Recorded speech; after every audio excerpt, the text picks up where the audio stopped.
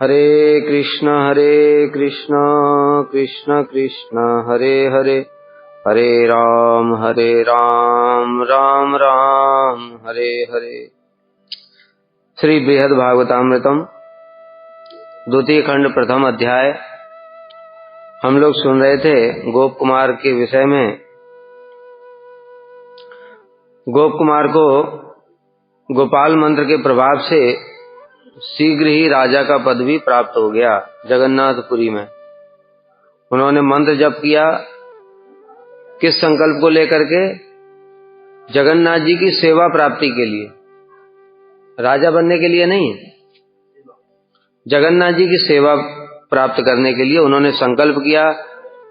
कालक्रम से भगवत इच्छा से राजा यहाँ के जो हैं उन्होंने शरीर छोड़ दिया। उसके पश्चात में जगन्नाथ जी ने स्वयं स्वप्न दिया मंत्रियों को कि जिसके शरीर में राजा जैसे चिन्ह हो उसको राजा बना दो। तो पहले उनके सगे संबंधियों के शरीर में देखा गया, किंतु उनके शरीर में राजा वाले चिन्ह नहीं मिले। फिर जगन्नाथ जी ने इंगित किया कि ये जो गोप कुमार है इसके शरीर में देखो। तो फिर गोप कुमार के शरीर में हाथ में चक्र का चिन्ह और चरणों में पद्म का चिन्ह ये प्राप्त हुआ। तब समझ गए ये दिव्य महापुरुष हैं, इसलिए उनको ही राजा बना दिया गया। जब उनको राजा बनाया गया तो उन्होंने जो महोत्सव हैं पहले के जगन्नाथ जी के जो चल रहे थे उन महोत्सवों को और अधिक रूप में बढ़ा दिया। अर्थात जो 12 महीने के 12 उत्सव होते हैं और विशेष रूप से जो गुंडीचा होती है यात्रा, गुंडीचा रथ यात्रा के महोत्सव को और विशाल रूप में किया। जैसे बाहर से भी जो देश विदेश का मतलब है, पहले जैसे पूरी क्षेत्र इसको ही देश कहते थे और बाकी बिहार, यूपी, बंगाल उधर विदेश। तो सब जगह से साधु लोग आ सकें उसके लिए वहां पर व्यवस्था कर दी। और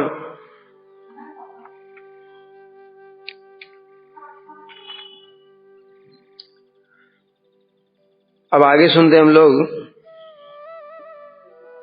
पृथिव्याः साधवः सर्वे मिलिता यत्र भर्गशः प्रेमणोन्मत्ता इवेक्ष्यन्ते नित्य गीतादि तत्परः। उस गुंडीचा यात्रा में पृथ्वी भर से प्राय समस्त साधु वैष्णव जन पुरुषोत्तम क्षेत्र में एकत्रित होकर के अपने अपने संप्रदाय के नियमानुसार पृथक पृथक या एक साथ मिलकर प्रभु के सम्मुख नित्य गीत करते। जैसे अभी हम लोग देखते हैं जब जगन्नाथ जी की रथ यात्रा होती है तो सारे भारतवर्ष से, सब विदेशों से भी लोग आते हैं, क्योंकि वही एक ऐसा समय होता है जगन्नाथ जी के मंदिर में नॉन हिंदू अलाउ नहीं है। क्रिश्चियन, मुस्लिम और दूसरे जो धर्म है उनके लोग अलाउ नहीं है, लेकिन जगन्नाथ जी इतने दयालु हैं कि स्वयं ही बाहर आ जाते हैं दर्शन देने रथ यात्रा के समय।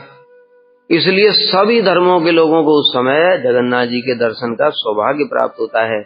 और इतनी महिमा है रथ यात्रा की, स्कंद पुराण में वर्णन है कि जो जगन्नाथ जी को रथ पर विराजमान होकर के दर्शन करता है उसको वैकुंठ मिलता है। इसमें बहुत सारी महिमा बताई गई है उसमें।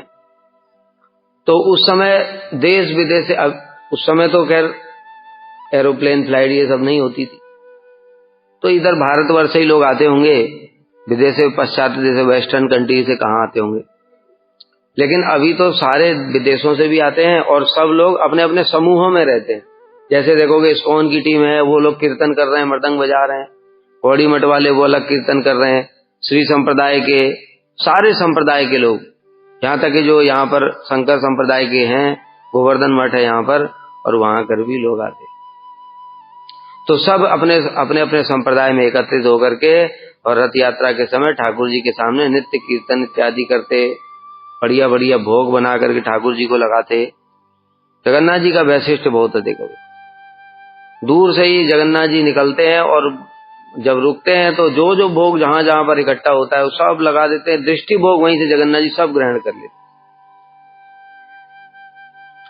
इस प्रकार उन्हें प्रेम में मत्त देखा जाता। अपने अपने संप्रदायों के नियमानुसार पृथक पृथक एक साथ मिलकर रहते।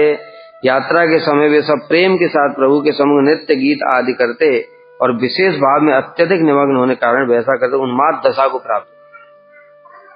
और विशेष बात बताइए, जैसे श्री चैतन्य महाप्रभु किया करते थे नृत्य इत्यादि, कि उन्माद दशा को प्राप्त हो जाते। उन्माद दशा अर्थात उद्दंड नृत्य प्रारंभ कर देते।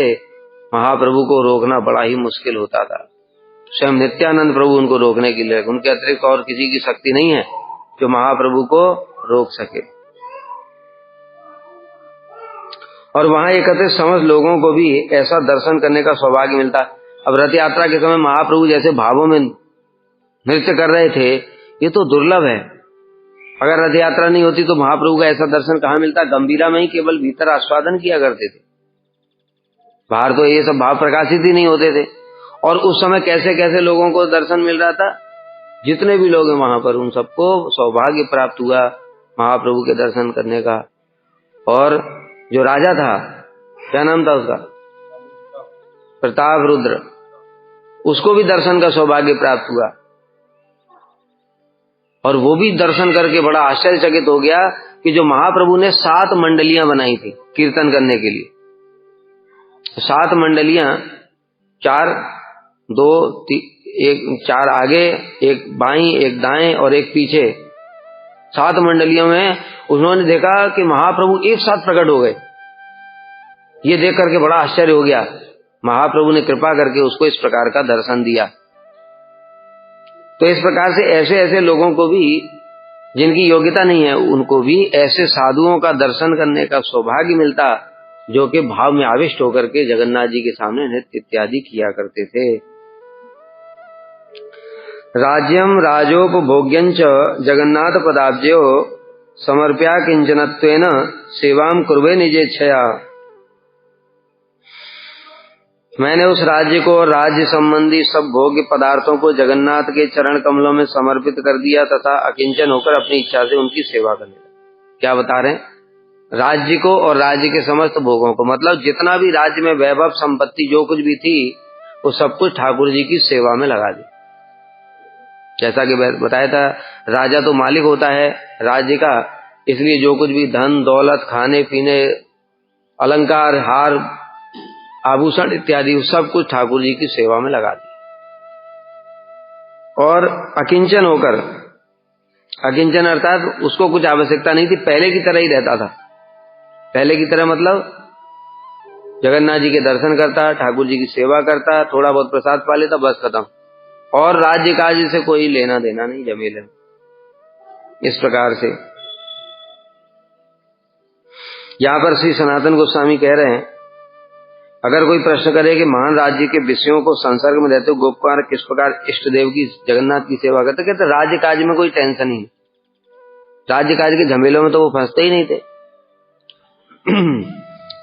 इसलिए सभी पदार्थों को खुद भोग न करके, क्योंकि राजा खुद भोग करता है सारे पदार्थों को, लेकिन ये तो साधु राजा हैं, इसलिए साधु राजा फिर क्या करेगा, राज्य की समस्त भोगों को ठाकुर जी की सेवा में अर्पित कर देगा। ऐसा ही कर रहे थे और खुद पहले की तरह अकिंचन ही रहते, अर्थात अकिंचन रूप से पहले की भांति दीन वृत्ति द्वारा साम्राज्य संबंधी समस्त अभिमानों का, मतलब मैं राजा हूं ये भी अभिमान नहीं है। अभिमान क्या है, मैं सेवक हूं ठाकुर जी का, बस इस प्रकार का उनका अभिमान रहता है।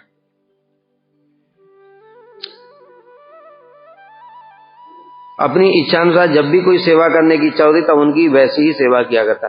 और जगन्नाथ जी का जैसे बताया ना कि भक्तों की अलग अलग प्रकार की इच्छा होती, आज मैं ठाकुर जी को हलवा बना करके खिलाऊंगा, बढ़िया सूजी का हलवा खिला रहे, आज मैं ठाकुर जी का बढ़िया ये विशेष अलंकार ये सब सजावट करूंगा, बढ़िया फूल वूल मंगाए, आज ठाकुर जी को पुष्प वृष्टि की जाएगी, तो सब पुष्प बहुत सारे मंगा करके और ठाकुर जी के ऊपर में डाले जा रहे हैं, पुष्प वृष्टि हो रही है।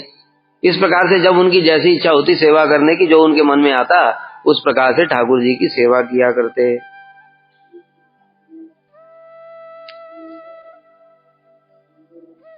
निज ही प्रियतमई नित्य सेवकई सहसा प्रभु नर्म गोष्ठी वितनुते प्रेम क्रीड़ांच करिचेत। अब देखो जगन्नाथ जी की लीलाएं, बड़ी विशेष बातें हैं ये सब। जगन्नाथ देव अपने प्रियतम नित्य सेवकों के साथ कभी कभी नर्म गोष्ठी और नाना प्रकार की प्रेम क्रीड़ाएं करते थे। ये सब दुर्लभ चीज है, ये हमको नहीं दिखाई देती। क्या बता रहे हैं? नित्य सेवकों के साथ। नित्य सेवक का मतलब जो भीतर में, अभी प्रभु जी बता रहे थे कि जो सबकी सेवाएं अलग अलग होती है, पंडों की सब एक जैसी सेवा नहीं कर सकते। जो श्रृंगार करते हैं ना, श्रृंगार करते हैं ठाकुर जी के विग्रह को, केवल वही लोग स्पर्श कर सकते हैं। और यहाँ तक कि जो भोग लगाते हैं, भोग लगाने वाला भी ठाकुर जी के पास तक जा सकता है, किंतु श्री विग्रह को स्पर्श नहीं कर सकता। अगर श्री विग्रह को उसने स्पर्श कर लिया तो फिर महाभिषेक होगा, फिर ठाकुर जी का स्नान इत्यादि सब कराया जाएगा।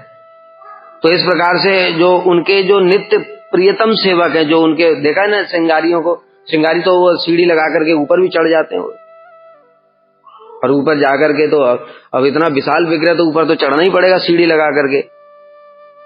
तो कैसे कैसे उनको स्पर्श करते हैं पूरा, और उनको आलिंगन करते हैं, सब कुछ करते हैं वो। तो इस प्रकार से जो उनके प्रियतम सेवक थे, उनके साथ में नर्म गोष्ठी, हंसी मजाक भी किया करते थे। जैसे कृष्ण अपने सखाओं के साथ में करते हैं, इस प्रकार से ठाकुर जी अपने इन सखाओं, इनके साथ में जो प्रियतम सेवक हैं, अंतरंग सेवक, उनके साथ में हास प्रयास भी करते थे। ये और कोई नहीं देख सकता, किंतु ये विशेष बात है, ये शुद्ध भक्ति दर्शन कर पाएगा। जैसे बताया पहले भी कि जगन्नाथ जी अभी मुस्कुरा रहे हैं। हम लोगों ने कल इतना सारा कीर्तन किया कि इतना उल्लास से, अब क्या जगन्नाथ जी ऐसे मुंह बंद कर ऐसे बैठे हैं क्या? जगन्नाथ जी को आनंद हो रहा होगा कि नहीं? तो आनंद हो रहा होगा तो वो भी ऐसे करके मुस्कुरा कर देख रहेंगे, बहुत अच्छा, बहुत अच्छा बोल रहे होंगे कि नहीं? अब वो जो बात कर रहे हैं वो हमको दिखाई नहीं देता।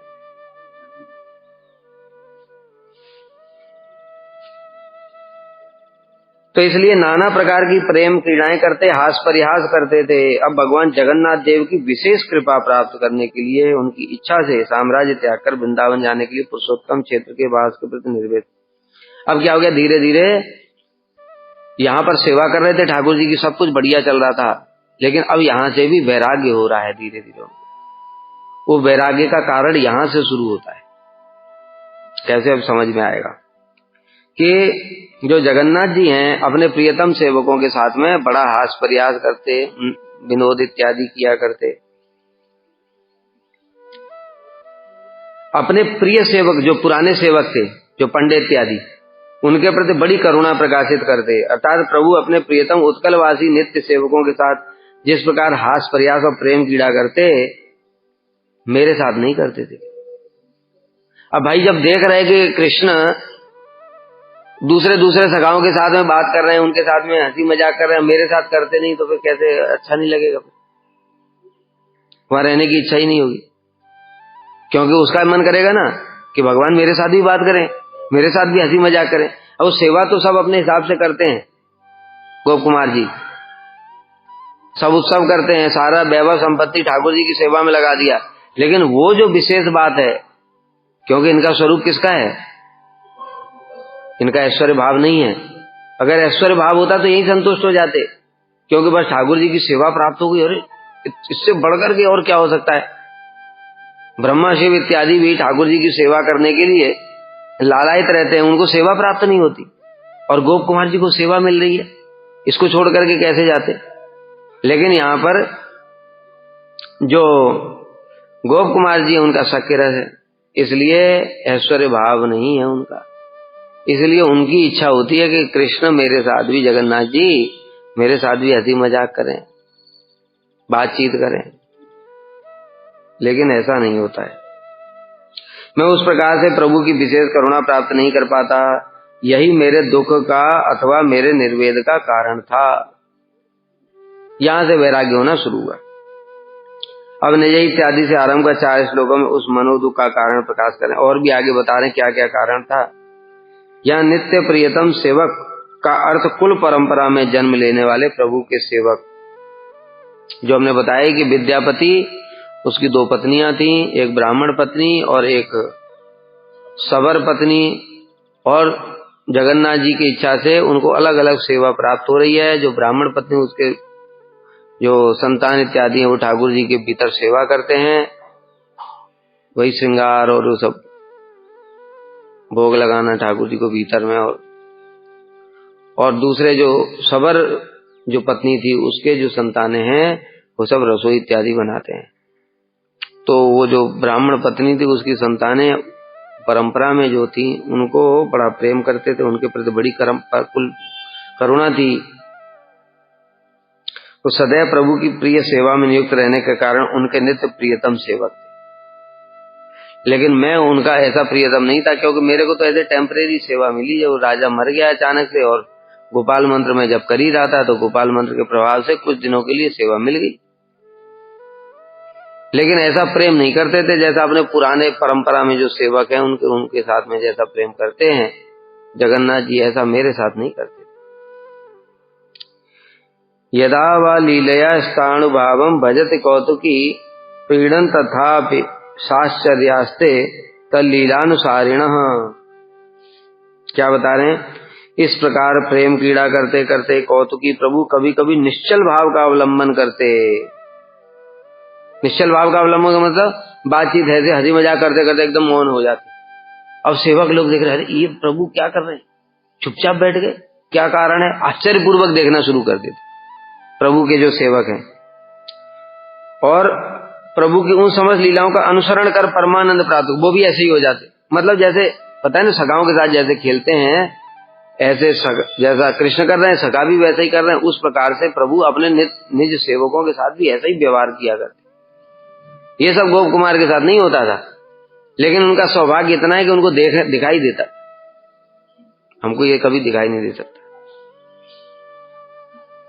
प्रभु कभी कभी प्रेम क्रीड़ा करते, सदैव नहीं, यही परिचित, मतलब कभी कभी प्रेम क्रीड़ा करते, हंसी मजाक करते। प्रभु सदा उस प्रकार की प्रेम क्रीड़ा नहीं करते। तो फिर कैसे करते? जगन्नाथ देव के अचल मौन भाव का भजन करने पर भी कौतुकी प्रभु अपने प्रिय सेवकों के साथ नाना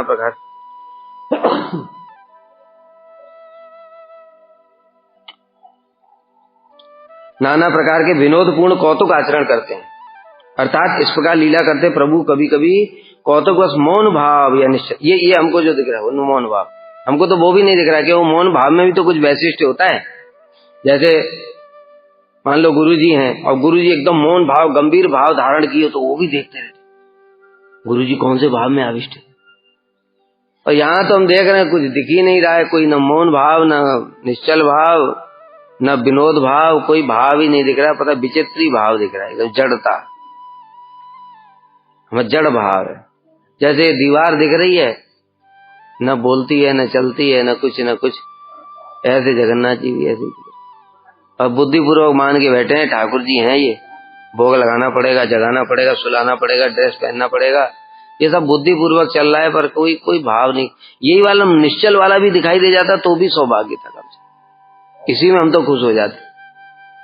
कम से कम जो है एक गंभीरता दिखाई दे रही कि हाँ प्रभु बड़े गंभीर हैं, आज कुछ चक्कर है लग रहा है।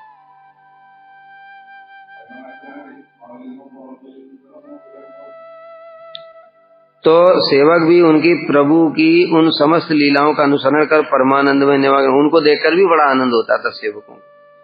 इसका कारण है कि वे आश्चर्यचकित होकर ऐसा विचार करते, अहो अभी अभी प्रभु ने ऐसी बाल्य चापल्य आदि चित्त चमत्कारकारी लीला का विस्तार किया है, अभी अभी तो चपलता दिखा रहे थे, हंसी मजाक कर रहे थे, हंसी मजाक करते करते एकदम से शांत बैठ गए।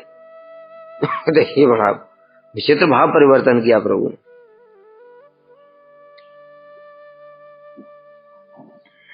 और अब उन्होंने मौन मुद्रा धारण कर ली है। यदि कहो कि ऐसा होने पर क्या उनके सेवकों में पहले जैसे सुख के अभाव में हृदय का दुख दूर होता? कहते जब प्रभु ने मौन धारण कर लिया तो फिर उनके सेवकों को सुख कैसे होगा? बातचीत कर रहे थे तब तो समझ में आता है। अब कोई हमसे, हमारा दोस्त है, बातचीत करते करते चुपचाप बैठ जाए, फिर हृदय में आनंद कैसे होगा? कह रहे भक्त प्रभु की लीला का ही अनुसरण करते हैं, अर्थात प्रभु जो लीला करते वो भी अनुसरण करते।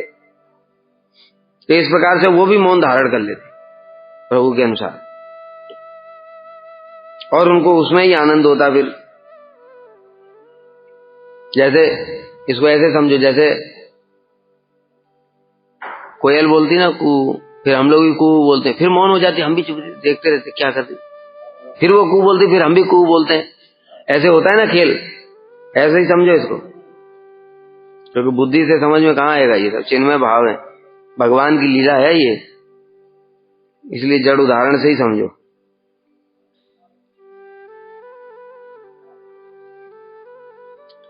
तो कह रहे हैं कि भक्त लोग उस समय कैसा व्यवहार करते, कह रहे हैं कि उनकी लीला के अनुरूप, अर्थात प्रभु जब निश्चल लीला करते तो भक्त भी उस लीला के अनुसार उनके साथ वैसा ही व्यवहार करते, जैसा हमने अभी उदाहरण दिया। ठीक है।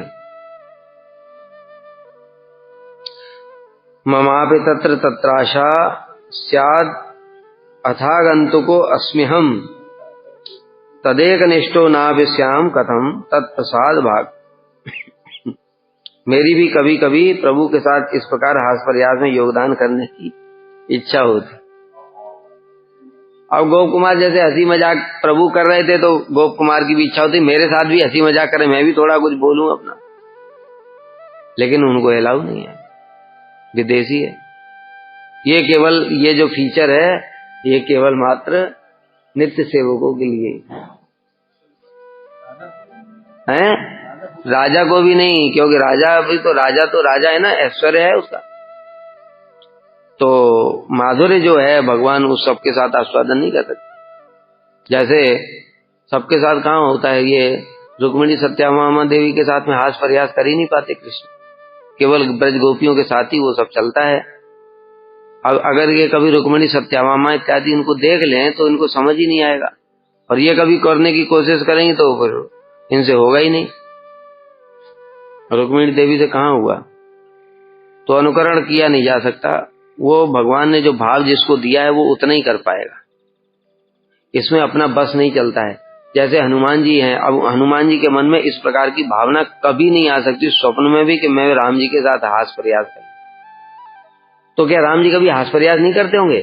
करते होंगे जिन सखाओं के साथ में करते होंगे, थोड़े ऐश्वर्य भाव वाले ही, थोड़ा बहुत। जैसे ये तो जगन्नाथ जी ऐश्वर्य भाव के ही तो हैं, तो थोड़ा बहुत हास प्रयास करते होंगे, लेकिन हनुमान जी के मन में कभी नहीं आएगा कि इनकी तरह मैं भी कर लूं, कभी नहीं आ सकता। क्यों? उनका स्थायी भाव है, दास्य स्थायी भाव मुख्य है भाई, स्थायी भाव से विपर्य नहीं होगा। अगर इनका भी दास्य होता तो यहीं अटक जाते ही और जिंदगी भर राजा बन के सेवा करते, क्योंकि इनको नित्य चिन्मय शरीर मिल चुका है, गुरु जी की कृपा भी हो गई है, शरीर ये बदलेगा नहीं, मरेगा नहीं, कुछ नहीं होगा, यहीं से इनकी सिद्धि हो जाती अगर इनका ये भाव होता। आई बात समझ में? क्योंकि फिर कहीं जाने की जरूरत ही नहीं थी। तो स्थायी भाव, लेकिन वो वैसा नहीं है। अब क्या होगा कि ठाकुर जी की कोई सेवा करे, मान लो जैसे हमारे गुरुवर्ग हैं, गुरु जी का ही अपना उदाहरण समझो। जब बचपन में राम भक्त थे तो वो राम जी की भी सेवा करेंगे तो वो उनको अच्छा लगेगा, क्योंकि कृष्ण ही तो राम है तत्वगत, अच्छा तो लगेगा, फिर तो पूर्ण हृदय संतुष्ट नहीं होगा, असंतोष जैसा बना रहेगा। मतलब हृदय में एक अभाव जैसा रहेगा कि मैं ठाकुर जी की सेवा कर रहा हूं, मान लो ठाकुर जी भी रेसिप्रोकेट भी कर रहे हैं, समझ गए, उनकी सेवा को ग्रहण कर रहे हैं, ये भी उनको पता चल रहा है, लेकिन फिर भी उनको लगेगा कि क्यों, क्या अभाव है, कुछ आनंद नहीं आ रहा है, ऐसा लगेगा स्थायी भाव के कारण। और कब तक वो आनंद नहीं लगेगा? मान लो अब गुरु जी हैं, गुरु जी के साथ में कृष्ण हंसी मजाक भी कर लें सखाओं जैसी, तो भी गुरु जी के हृदय में अभाव बना रहेगा। उनके बार बार मन में सोचेगा कि राधा जी के साथ में कब देखूंगा, राधा जी के साथ में कब देखूंगा, ऐसी सेवा करने की इच्छा बनी रहेगी। इसलिए वो अभावग्रस्त जैसा प्रतीत होगा। वो कब खत्म होगा जाकर के? जब वो अपने स्थायी भाव में स्थिर हो जाएंगे, अर्थात मंजरी भाव में। उस प्रकार की जैसे ही जिस दिन सेवा मिल जाएगी उस दिन फिर और मन में न अभाव रहेगा, न असंतोष रहेगा, और बस उसी में अब कुछ नहीं, खत्म। इस प्रकार से रहेगा ही रहेगा।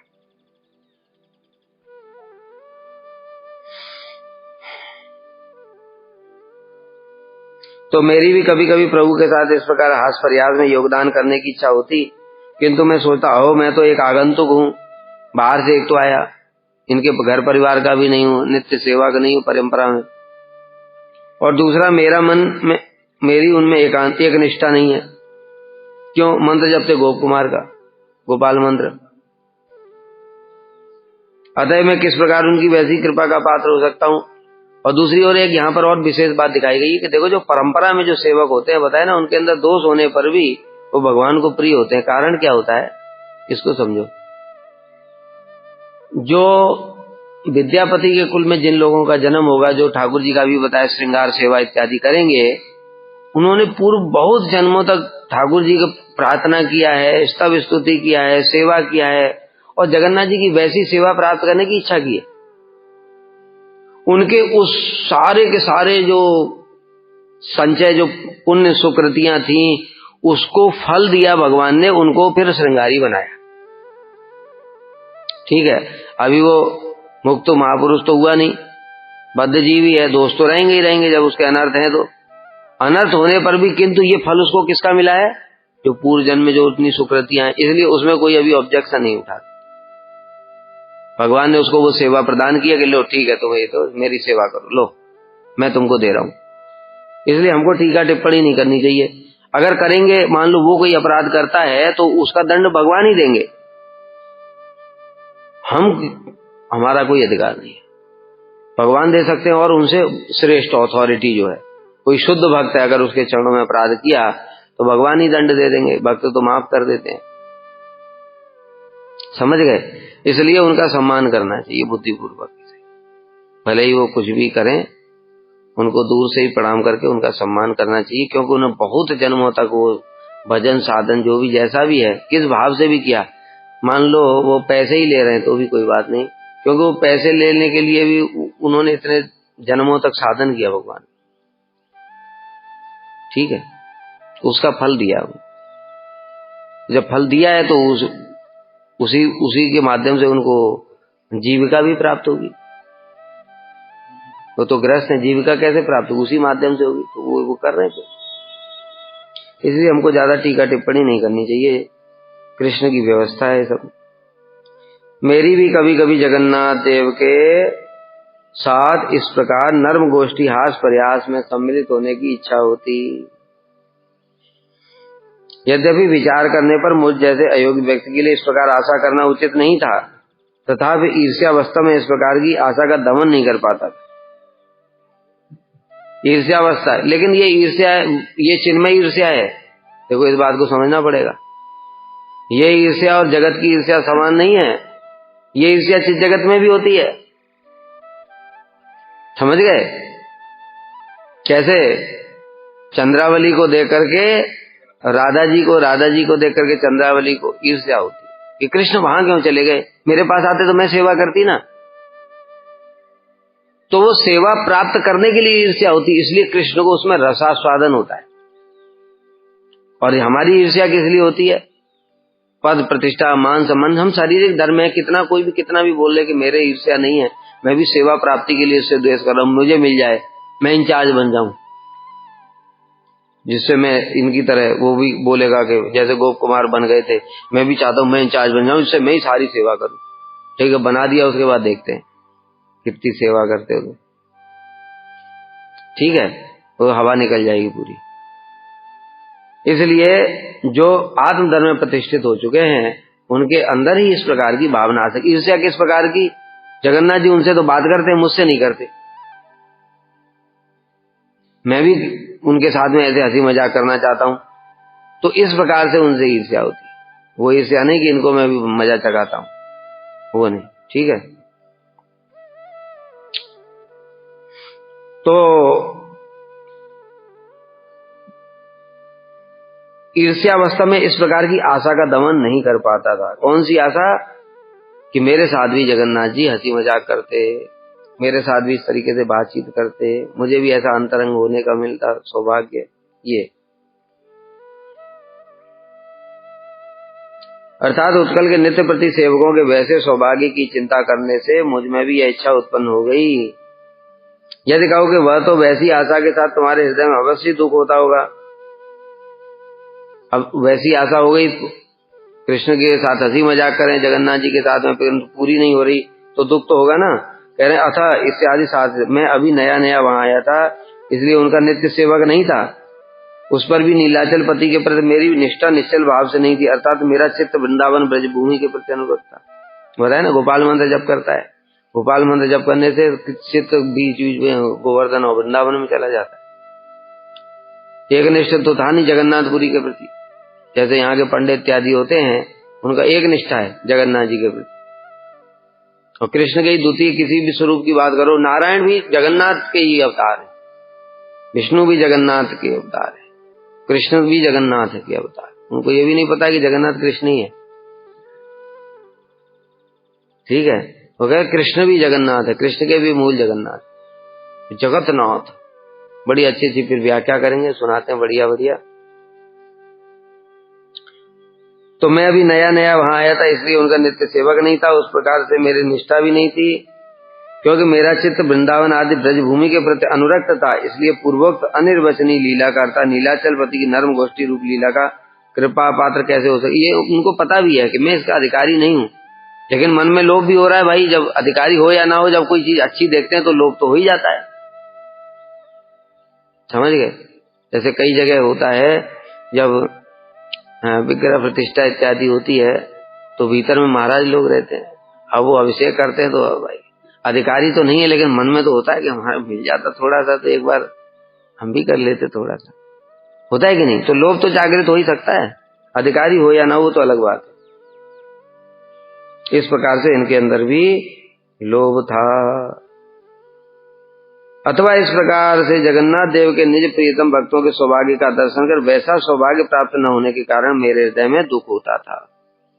यहाँ पर बता दिया, तथापि उत्कल भक्ता नाम तत्त सौभाग्य भाव नहीं संजन्य मानया तत्तद आशयाधि किलोद्भवे। तथापि उत्कल भक्ता नाम उत्कलवासी भक्तों के ऐसे सौभाग्य के विषय में चिंता करते ही मेरे हृदय में भी वैसी जागृत आशा जागृत हो जाती। जैसे बताया ना अभी कि हम भी सन्यासी होते, हम भी यहाँ ठाकुर जी को अभिषेक कर रहे होते, ऐसे जागृत हो जाते। किंतु उस आशा के साथ मन भी दुखित हो जाता है, क्योंकि आशा पूरी नहीं होती वो, इसलिए मन भी दुखी हो जाता।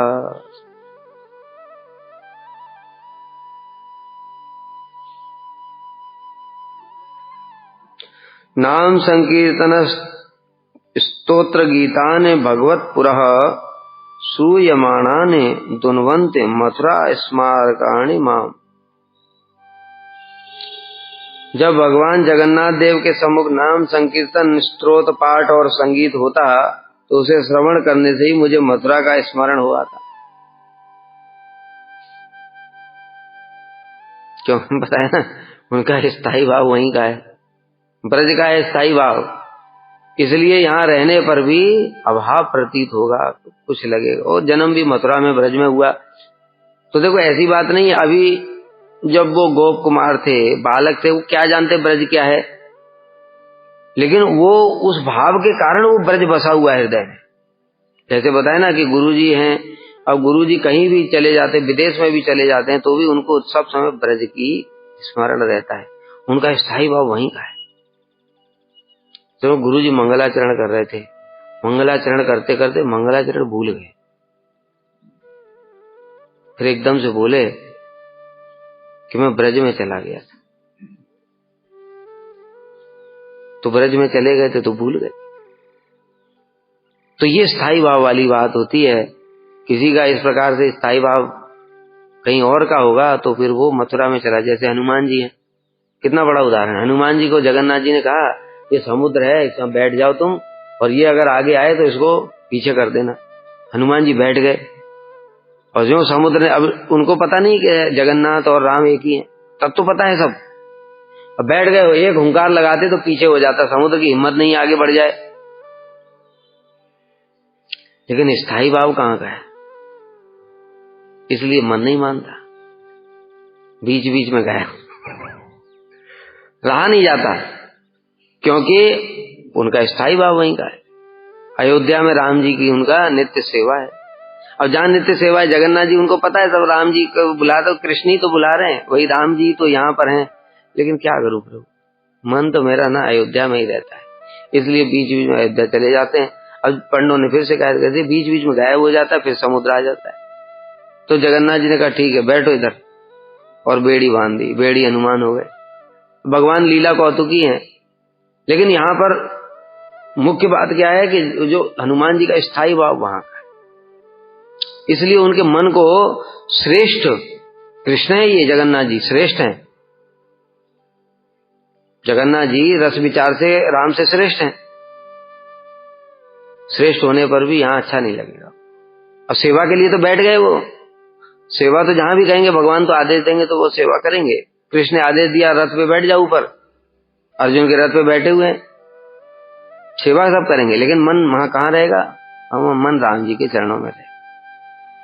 इसलिए जब कृष्ण द्वारका में आए तो हनुमान जी प्रार्थना करे, प्रभु अभी तक आपने मुझे दर्शन नहीं दिया। अब वो चाहते तो चले नहीं जाते वहां द्वारका में जाकर के, हनुमान जी के पास क्या शक्ति नहीं है, उड़ करके चले जाते 1 मिनट में जाके दर्शन कर जाते, नहीं जाएंगे। क्यों? क्योंकि कृष्ण को भी पता है इनको कौन सा दर्शन चाहिए। इसलिए गरुड़ को भेजा। जब हनुमान जी की इच्छा को जान लिया तो कृष्ण कहा जाओ गरुड़ बुला लाओ हनुमान जी को कह दो प्रभु बुला रहे दर्शन के लिए, द्वारकाधीश यादवेंद्र सरकार। जाके गरुड़ जी ने बताया, हनुमान जी बैठे हुए थे अपना पूजा कर रहे थे, अपना बताया गया, अरे चलो चलो जल्दी पता है तुम कितना सौभाग्य है, स्वयं भगवान द्वारकाधीश यादवेंद्र सरकार ने बुलाया। हनुमान जी कहा ठीक है चलो आप चलो, मैं आता हूँ, थोड़ा स्नान करके थोड़ा। कहते भगवान ने बुलाया, तुम पकड़ के खींचने लगे। हनुमान जी एक पूंछ मारी, भाग एक पूंछ मारी सीधे द्वारका में। गरुड़ जी कहते क्या हुआ? कहते प्रभु वो नहीं आया। कहते क्यों, क्या बोला था तुमने? कहते मैंने बोला था यादवेंद्र सरकार ने। कहते गलत बोला, फिर से जाके बोलो राघवेंद्र सरकार ने बुलाया। बस इस बार गरुड़ जी कहे कहते हनुमान जी जल्दी चलो। कहते क्यों? कहते राघवेंद्र सरकार ने बुलाया। बस इतना सुनते ही तो हनुमान जी से कंट्रोल ही नहीं हुआ और सीधे द्वारका में आए। अब कृष्ण क्या करे, राघवेंद्र सरकार ने बुलाया तो यादवेंद्र सरकार दर्शन कैसे देंगे? इसलिए यादवेंद्र जी बन गए राघवेंद्र, राम जी का रूप धारण कर लिया, हाथ में धनुष बाण है, दिव्य स्वरूप। और रुक्मिणी देवी को कहा सीता जी बन जाओ तुम, सीता जी बन गई और बलदेव प्रभु लक्ष्मण बन गए। इस प्रकार से उनको दर्शन प्रदान किया। तो हनुमान जी आकर के बड़े संतुष्ट हुए, क्योंकि वो कृष्ण भी जानते हैं कि इनको राम रूप में ही दर्शन चाहिए, और हनुमान जी भी जानते हैं कि राम रूप में ही मेरी मति है और कहीं रति मति लगेगी नहीं, चित्त उधर ही आकर्षित रहेगा। इसलिए स्थायी भाव यहाँ पर भी दिखाया गया है। यहाँ गोप कुमार की लीला में भी इसका उदाहरण मिलता है। सारे शास्त्रों में ये बात है प्रमाणिक, लेकिन श्री चैतन्य महाप्रभु और उनके परिकरों के आने से पहले इतना प्रकाशित नहीं था, इसलिए लोग जानते ही नहीं थे, अभी भी नहीं जानते।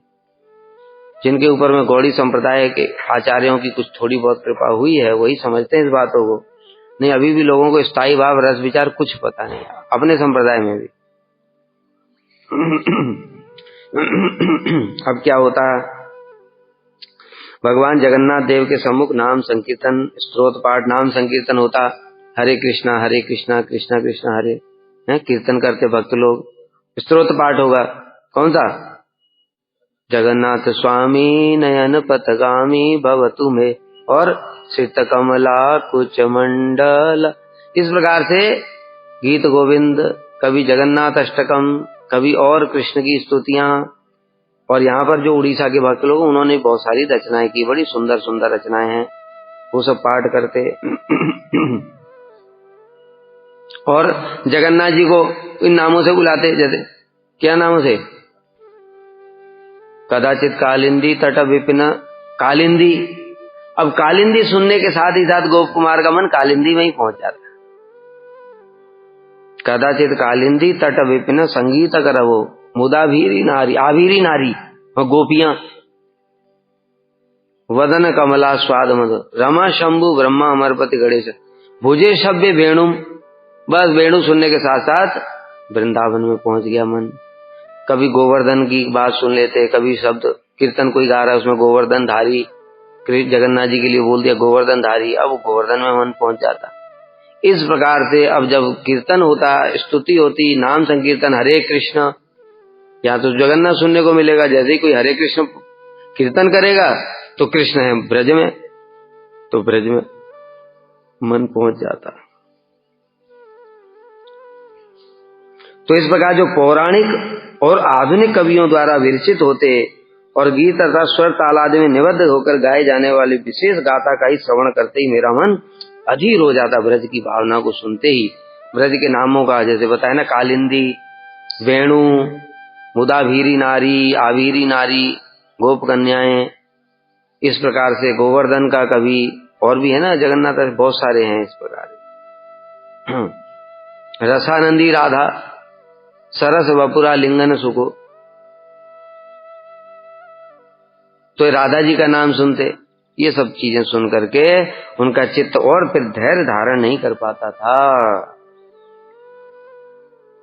इसका कारण यह था कि इन सब के श्रवण से मुझे मथुरा का स्मरण होता और मथुरा जाने की उत्कंठा वर्धित हो जाती। बताए ना, स्थायी भाव खींच के ले जाएगा, चित्त स्थिर नहीं रहेगा। अतः मथुरा के विरह में शोक उत्पन्न होने के कारण मन में पीड़ा होती। गुरुजी भी आते थे बहुत समय के बाद में, जब प्रचार इत्यादि करके, तो गुरुजी को भी ऐसे हृदय में होता था, क्योंकि तो बहुत लंबे समय के बाद मैं ब्रज में आया। उनको हृदय ब्रज में आने के साथ ही साथ एक हृदय मतलब सब जैसे सारी इंद्रियां खिल गई, ऐसा होता है। यद्यपि वो गुरुजी की सेवा कर रहे हैं, सेवा साधक रूपेण सिद्ध रूपेण, विदेश में गए प्रचार करने के लिए, परम गुरुदेव की सेवा है, प्रभुपाद की सेवा है, वो सेवा कर रहे हैं, उसमें उनको आनंद हो रहा है, ऐसा नहीं है। लेकिन जो उनकी इंद्रियों को जो पूरा आनंद तृप्ति होगी वो कब आकर के होगी, जब ब्रज में आ जाए, क्योंकि वहां उनका स्थायी भाव है। जैसा बताया अभी कि यहाँ अभी हनुमान जी बैठे तो हैं यहाँ पे, लेकिन उनको पूरा हृदय उनका प्रफुल्लित कब होगा, जब राम जी के अयोध्या में सेवा करें। अतः मथुरा के विरह में शोक उत्पन्न होने के कारण मन में पीड़ा होती।